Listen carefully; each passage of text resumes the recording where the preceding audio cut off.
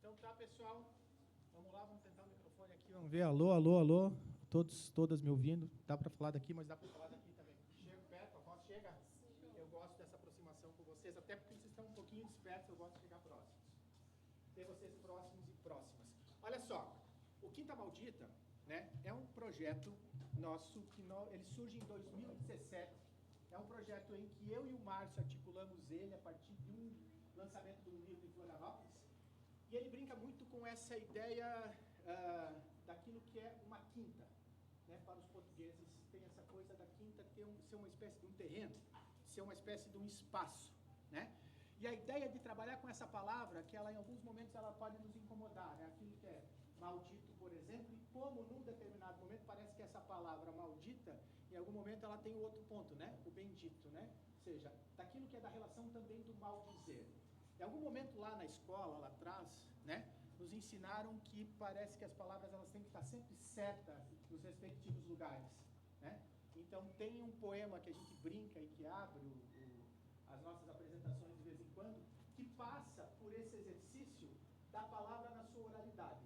A palavra na sua oralidade ela é muito diferente daquilo que é a palavra que a gente lê no papel. Né? Então, passa por esse exercício de a gente dizer o poema, de a gente falar o poema, mesmo que em algum momento a gente possa achar que o poema não esteja 100%, que ele não esteja sendo lido da melhor maneira possível. Então é um pouquinho por aí a nossa atividade de hoje. Agradecer, né, ao Memorial, a Tuane, obrigado, tá? Muito legal, muito bom estar aqui com vocês. E assim, ó, como é que nós nos preparamos para isso? Eu tenho uma quantidade de livros, né, que eu trouxe de escritores e de escritoras contemporâneos, né? E a ideia seria pegar esse livro para que vocês pudessem pegar um desses livros, né, dar uma olhada, selecionar um poema e fazer uma leitura junto com a gente. Ó, a Mariane e a, desculpa, Janaína. Mariane e a Janaína disseram que, ó, vocês já eram todos preparados, é isso? Uhul! Já começou a ficar bom, é ótimo. Então, é por isso a ideia da gente, né, pegar o livro para que vocês possam escolher um poema e que vocês possam, nessa escolha desse poema, vocês também fazerem uma leitura prévia para não correr o risco de chegar, né, cru no microfone. Até o dado momento, não tem nenhum tipo de gravação, a não ser a Tuane que está fazendo. Tem mais de uma menina fazendo aqui. Desculpa, como é que é o nome? Vitória. Vitória também estava filmando. Matheus? É Matheus, né? Oi, Matheus, pode vir, tua mãe está aqui, ó. A ideia seria assim, então, que vocês pudessem ocupar esse microfone e que, a partir do exato momento que nós dermos o start, nós temos um canal no YouTube e vai ser transmitido ao vivo. Ou seja, vocês podem mandar para algumas pessoas, se vocês quiserem, né, compartilhar. Ao mesmo tempo, tudo isso não passa de uma proposta. Se por acaso vocês não se sentirem confortáveis, não se sentirem à vontade, a ideia é que vocês se sintam à vontade para fazer esse exercício de leitura com a gente. Então, vamos fazer assim, ó. Bora, Vitória, como eu já sei teu nome, né? Não, essa estratégia é sempre... Professor, sala de aula, né? Né, Mariana? A gente sabe, Janaína, né? Espivetada, a Noélia Ribeiro, é uma poeta de Brasília, né? Uma poeta contemporânea, e ela tem um tipo, né? O modo como ela trabalha com a palavra é um modo em que eu acho que já dá para perceber pelo título, certo? Ou seja, tem alguma coisa assim, mais solta no lidar com a questão da palavra. Então ela faz algumas brincadeiras. Eu vou passar o livro para você já dar uma olhada nesse livro e de repente você dizer esse poema, vou ler esse poema, certo? A ideia é que depois da leitura, vocês deixem os livros, pois essa atividade vai acontecer em Chapecó na sequência e vai acontecer pelo estado todo. Ok? Quer ver? Algo da Anelisa. Anelisa Ribeiro é uma poeta de Belo Horizonte. A Anelisa trabalha com a palavra e num determinado momento ela pegou algumas fotografias de família, né, que ela disse, nossa, eu vou escrever versos para essas fotografias. Por quê? Essas fotografias tinham muitas histórias que eram contadas para ela, desde que ela era muito bebê, certo? E que eram histórias que ela não sabia se realmente tinham acontecido, né? Ou se a memória dela era a memória dela ou se era a memória dos pais, né? Aí ela escreve uma série de poemas, que são todos eles poemas voltados para fotografias que a gente não tem no livro. A gente apenas imagina do que se trata, né? Então, veja, é uma estratégia de linguagem para trabalhar com a questão do poema. Esse é o sorriso, né? Desculpa, como é que é o nome? Cristiano.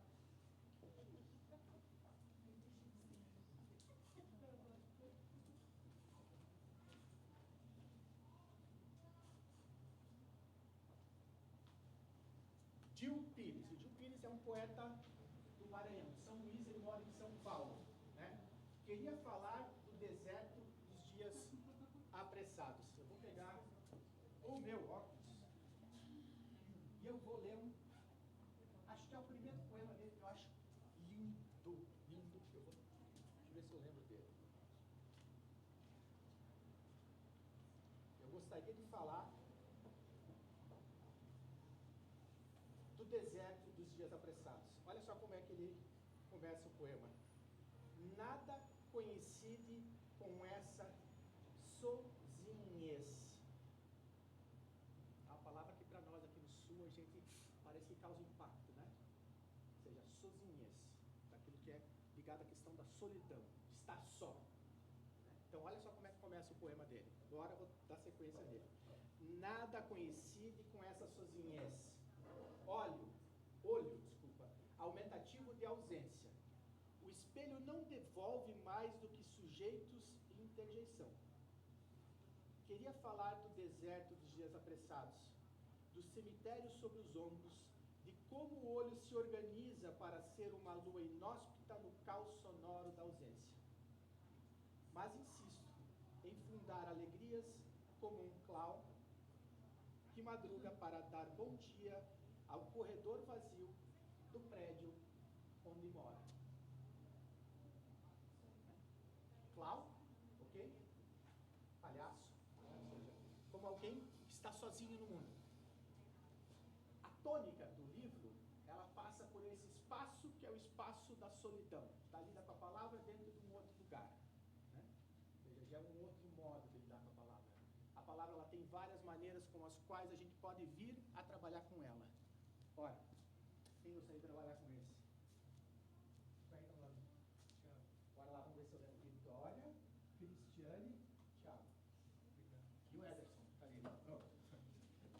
Eu vou já fazendo contato com... Assim, agora eu vou, assim, para quebrar um pouco, eu tenho só uma cópia desse livro.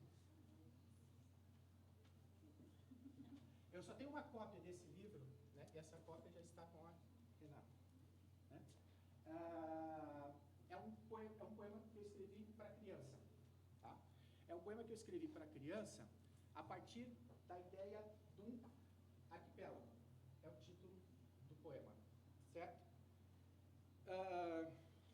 Olha como é que ele diz assim. Eu brilho, tu brilhas, ele brilha. Quantas ilhas tem a palavra arquipélago? Quantas terão se juntarmos as palavras guerrilha, presilha, família? E aí tem as ilustrações. Todas as ilustrações são feitas a partir de colagens, né? Feitas pela Patti Pessin. O segundo verso ele diz assim: na palavra armadilha, além de ilha, tem ar, tem água. Já imaginaram o mar que encontrei em Maravilha? Me impressionei quando vi uma ervilha que com um F na frente, fervilha. Ao longe um bando de pássaros, de cães e de lobos, uma matilha. Quando pensei em escotilha, por que lembrei de escoteiro? Junto com a esquadra veio uma esquadrilha. Achei tudo meio lento, que não tem a ver com lentilha. Um fechecler, um reco, um zíper, são sinônimos de braguilha? Um tênis ou um sapato, para o balé, uma sapatilha. Para molhar as flores no vaso, eu levo água na vasilha.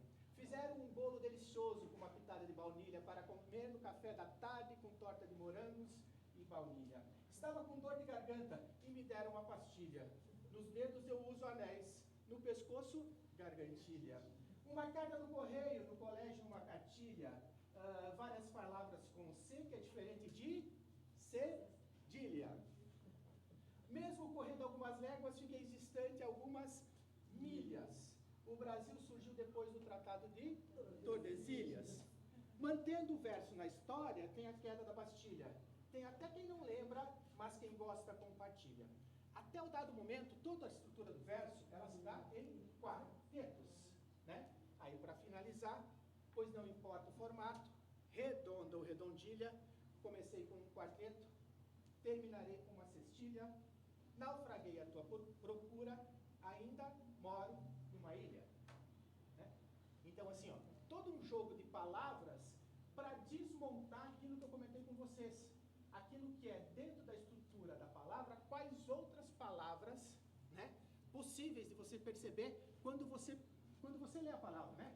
Aqui na palavra arquipélago, por exemplo, nós temos pé, nós temos nós temos ar, nós temos lago, né? Ou seja, quantas palavras a gente consegue perceber dentro dessas outras palavras.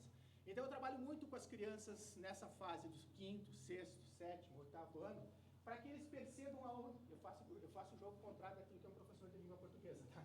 O professor de língua portuguesa, ele vai mostrar como é que funciona direitinho. Eu vou para quebrar um pouco com esse ritmo e mostrar onde é que a palavra ela pode voar, onde é que ela pode transbordar aquilo que é o espaço, né? E aí, por exemplo, assim, é muito legal as atividades, pois a procura com eles é por palavras que eles percebam que dentro dela existem outras palavras, né? Então, qual é o gesto, qual é o jogo que é possível quando a gente pensa nisso que são as palavras da construção do verso. Então, mostrei para vocês alguns livros, né, com estratégias de linguagem diferente. Trouxe um. Esse é muito diferente, por exemplo, daquilo que eu trabalho para adulto. Aquilo que eu trabalho para adulto, como palavra, ela tem outros elementos, né? Ou seja, quando eu estou pensando num poema, e não que eu pense especificamente para criança, no sentido de achar que a criança não tem resposta para as coisas. É a questão de pensar para a criança e entender o quanto a criança ela pode nos dar resposta e pode nos dar resultados, que são resultados maravilhosos. Muitas vezes a gente tem a mania de reduzi-los a uma suposta idade, como se a partir daquela idade ou só naquela idade pode-se pensar nisso, naquilo, naquele outro, né? Então é um pouco a provocação que vem pelo verso. Renata, tu vai ler um também, né? Tu vai ser um, né? Vai performar um. Vamos lá. Onde é que está a máquina de filmar? Máquina de filmar do Josualdo. Josualdo também é de São Luís do Maranhão. Máquina de filmar. Então, como vocês já podem ter imaginado, assim, filmar tem uma relação da palavra com a imagem, né? Então, ele pensa no livro numa estrutura como se fosse uma estrutura de cinema. Como se essa palavra, ela projetasse imagens. Quem de vocês poderia ler? Como é que é o nome? A Ana.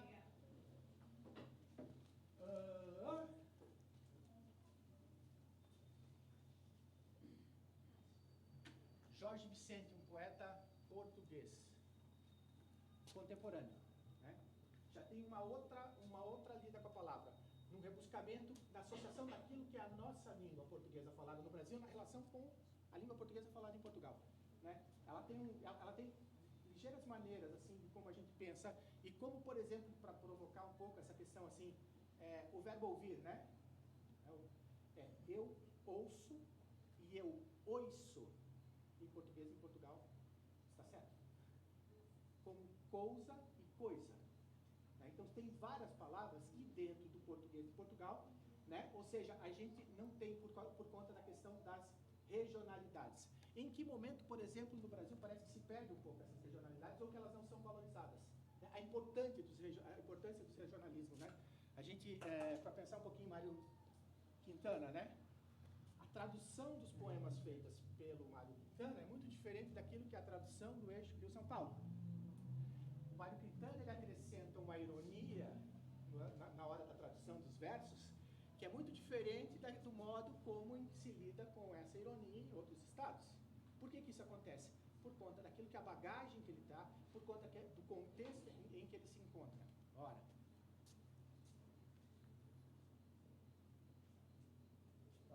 Bora. Quem mais? Quem se pronuncia? Quem gostaria de ler? Tem um livro...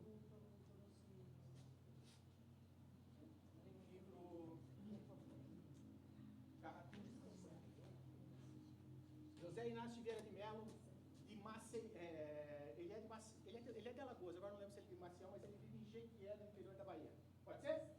Opa, desculpa, eu vou provocando. Rafael, bora, Rafael. Agora vamos ver se até o final eu vou lembrar de todo mundo. Dente de Cachorro, um livro de um poeta aqui de Santa Catarina, Cristiano Moreira. Cristiano Moreira tem... hoje, quando a gente pensa no mundo digital, né, a gente pensa nessa palavra no computador e parece que a gente esquece daquilo que é o histórico da palavra, né? Então, por exemplo, aqui nós estamos num memorial que conta um pouco aquilo que é a história da cidade, né? Ou seja, como eram feitas as coisas num outro momento, como é a relação com o hoje, né? O Cristiano Moreira, ele tem uma tipografia de tipos móveis na cidade de Rodeio, aqui em Santa Catarina. Ele tem 4, 5 daquelas imprensas enormes em que você monta letra por letra, né, numa rama, para você imprimir folha de papel por folha de papel, certo? Então veja, a pesquisa dele é toda ela voltada para isso. E num determinado momento, né, ele também tem os textos dele que ele publica. Então é muito legal quando a gente conversa com o Cristiano, porque na fala do Cristiano vem um pouco disso que é da história, né? Em que momento na história Gutenberg nos ofereceu a prensa e a possibilidade de nós publicarmos livros e de nós irmos buscar aquilo que nós não conhecíamos na história, certo? Esse é um dos grandes pontos, por exemplo, para a gente entender. Se Gutenberg tem essa importância para o texto, os irmãos Lumière vão ter essa importância para a imagem, quando a gente pensa em cinema, né? Por que os irmãos Lumière têm essa importância? Porque num determinado momento eles descobriram uma técnica que captava, a gente pode dizer, capta a imagem em movimento, né? Que é o recurso de você ter a fotografia numa sequência rápida, né? Várias fotos tiradas e que dá a impressão de que a imagem está se movimentando, né? Então essa é a mudança daquilo que acontece com o cinema do final do século XIX para cá, que é aquilo que nos permite, por exemplo, eu comecei um curso em Rio do Sul, num determinado momento, né, em que eu entrei no curso me filmando, né, eu pluguei, joguei no computador e em 2 minutos aquilo estava do computador, estava passando no projetor. Isso era impensável um tempo atrás, né? Ou seja, o que os irmãos Lumière fizeram era a possibilidade de você filmar e você projetar a imagem através de um cinematógrafo, né? Então essas coisas da questão da palavra. É o Marcos? Aí. Tudo bom? Trouxe o material para ele. Como é que é teu nome? Jefferson. Bora, Jefferson? Pode ser?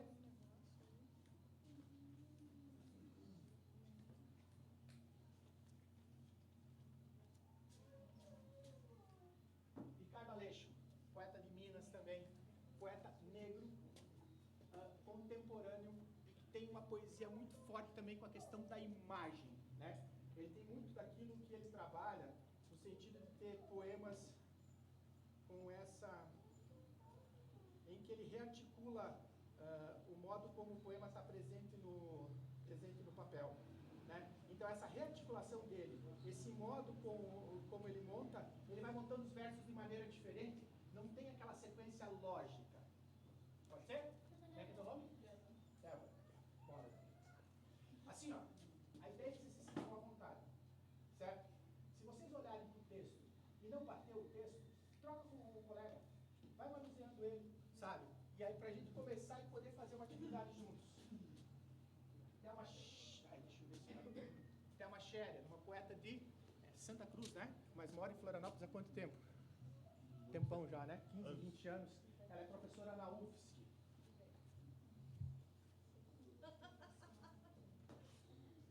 Como é que é o nome? Marta.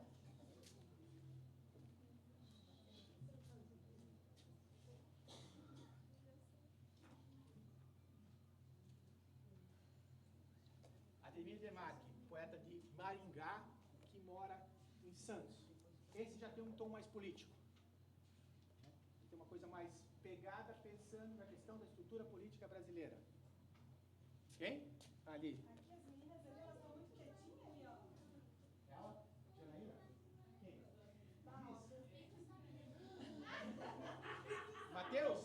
Cadê o Matheus? Ô Matheus, a Cris disse que não sabe ler. Tu me ajuda a ensinar ela? Bora? Pode ser? Bora? Bora, Cris, bora? Tá. Vou deixar aqui em cima. Não? Sim?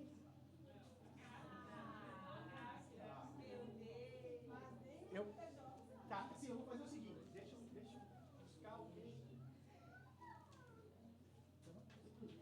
Ali, ó.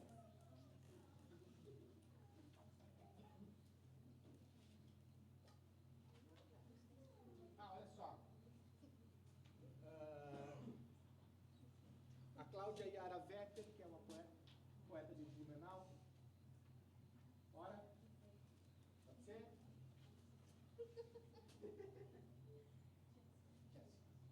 Manuel Ricardo Lima, Jogo de Varetas, um poeta do Piauí, morou em Florianópolis, morou no Ceará, morou em Florianópolis, agora mora no Rio de Janeiro. Bora, Janaína. Eu já falei assim, ó, se vocês quiserem buscar alguma coisa na internet, né, seja, a nossa facilidade hoje, né, de buscar um poema, ou um cantor, ou a letra da música de um cantor que nos agrada, e a gente participar também, tem essa liberdade também, muito tranquilo. Bora, quem mais? Eu vou fazer assim, ó. Deixa eu ver. Patrícia Galelli. Conhece? Patrícia Galelli daqui, Carne Falsa. Aqui de Concórdia. Mora em Florianópolis. Eu não me lembro se a Patrícia ela chegou a trabalhar no SESC. Trabalhou no SESC, né? Antes da Lariessa? Um pouquinho depois, logo depois da Lariessa, né? Então acho que foi na época que eu vim pelo SESC algumas vezes a Concórdia. Quem? Eu? Aí, ó. Que mal!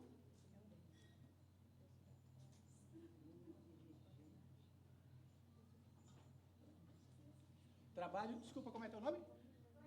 Cleide. O trabalho da Patrícia, ele tem uma relação mais com o conto. Ela é mais contista do que poeta, no sentido assim, se a gente for pensar num espaço. Fechou? Já era. Carbone, Tarso de Melo, poeta de São Bernardo do Campo. Quem vai? Tony, pode ser?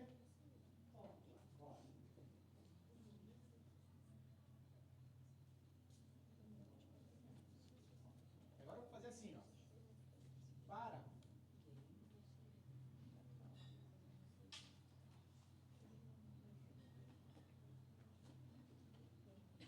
Eu vou deixar. Para não chegar em todo mundo, vou deixar os outros livros aqui. Se vocês quiserem trocando, conversando, bora lá. Alguém? Diga. Alguém falou alguma coisa?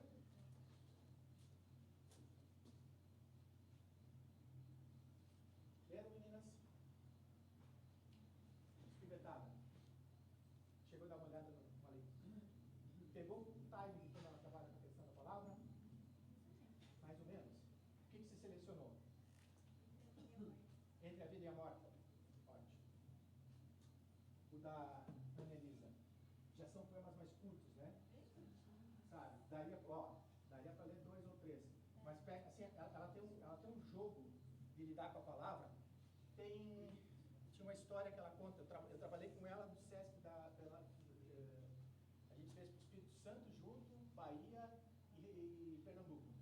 né? Aí ela contava assim, quando ela trazia essa história da foto, né? As fotografias, assim, ela falava da família, num determinado momento ela dizia que foto é um negócio que nos incomoda, né? Ela disse, eu cheguei a ficar com ciúmes de uma foto do meu namorado com a ex dele 15 anos atrás, quando eu vi a primeira vez a foto em que ele estava com a mão posicionada num lugar que na minha cabeça não podia, né? Então, assim, o jogo, como cada um tem com essa questão da palavra, eu acho que ela lida super bem com ela. Ederson, tu já selecionou um também, né? Sim. Tá? A Dani Silva. A Dani, ela... Eu não lembro agora se ela é equatoriana ou se ela é peruana. Tá, mas enfim, ela mora em Porto Alegre há muito tempo e ela dá aula de espanhol e de inglês. Ela é casada com Frank Jorge. Frank Jorge é de uma banda, das bandas de Porto Alegre. Tocou baixo no Cascaveletes, tocou baixo na Graforrest Harmônica e por aí vai. São várias bandas que ele se apresentou. E o Jorge Vicente? Tem um jogo com a palavra diferente, né? Tem um elemento de lidar com o verbo um pouquinho trabalhado em outro espaço, né? Bora, pessoal, vocês se sentem preparados e preparadas? Assim, ó, vamos fazer o seguinte, só para a gente pensar numa ordem. Renata, abrimos? Já um poema. Tu abre o microfone daí, eu faço a apresentação, nós vamos ligar, eu faço a apresentação, eu posso ler um... Não, você, mas é só para... Sim, pode? Pode ser? Pode ser, Ederson? Bora? Eu leio um também. A senhora está preparada para ler um também? Bora? Então, fazendo assim, meio temos já uma introdução de 4, 5 pessoas que vão fazer as leituras. Pode ser depois para mim. Depois da tamanho? Bora? 6. E assim, ó, para depois depois ficar livre, assim, para vocês acreditarem. Bora? Aí? Sim, ó. Temos um percurso. Começa com a Renata, o Ederson, o Marcos. 4, 5, 6, então é a 7ª. Bora, quem tem depois? Bora, massa. Quem que tu escolheu do Aleixo? Hã? Tempo? Massa. E vocês, meninas aqui? Se encontrou? Um pouco perdida?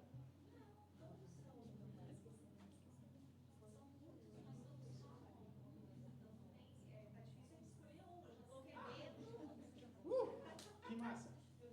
Ou seja, tu se identificou? Ótimo. Que bom. Que bom. Pronto. Então, assim, ó, quando se identificou, e tem, assim, que nem o da Ana Elisa, que tem mais que um para ler, que se sinta à vontade para ler mais que um. Não tem problema. Aí a gente faz uma brincadeira assim do tipo, se apresenta, sou fulano de tal, e o poema. Sou fulano de tal, e o poema. Mas esse microfone não pode...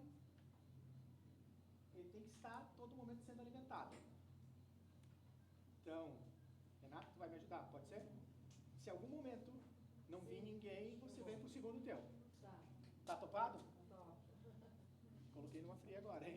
Ou numa bela...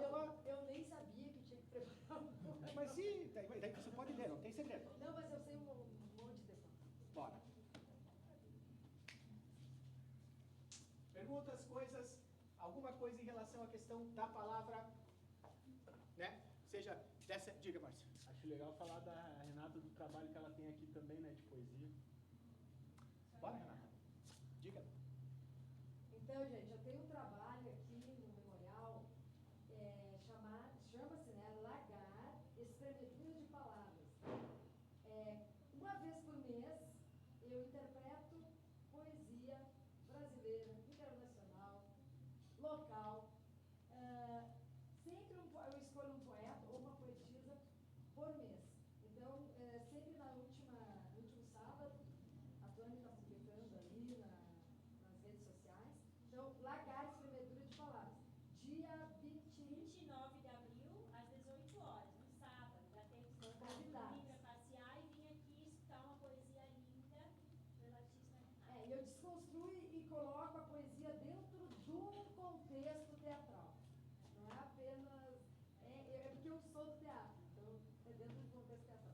Pronto, tem uma coisa muito legal que está na palavra lagar, né? Todos vocês conhecem a palavra lagar? Né? Ou seja, em algum momento, por exemplo, em Portugal, né, quando a gente pensa nas vinícolas ou nas uvas, né, o lagar é o lugar onde se vai espremer, você vai tirar o suco, vai tirar o sumo, né? E isso funciona para as azeitonas também, né? Sim. O lagar das azeitonas, né? E essa relação da palavra com o lugar, né? Também tem um ponto, né? Onde é que isso acontece. Legal, Renata. Preparados? Bora, Márcia.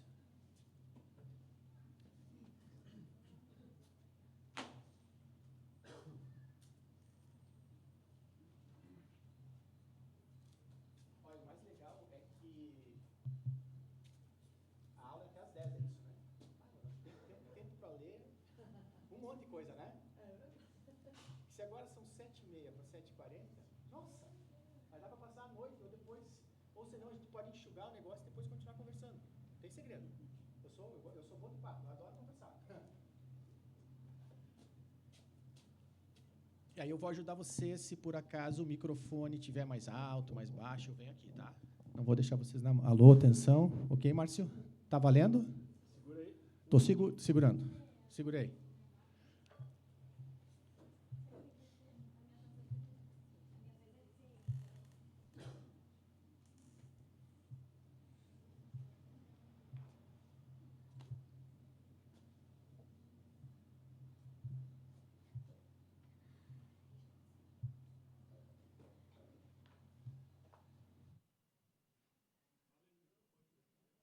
Alô, atenção.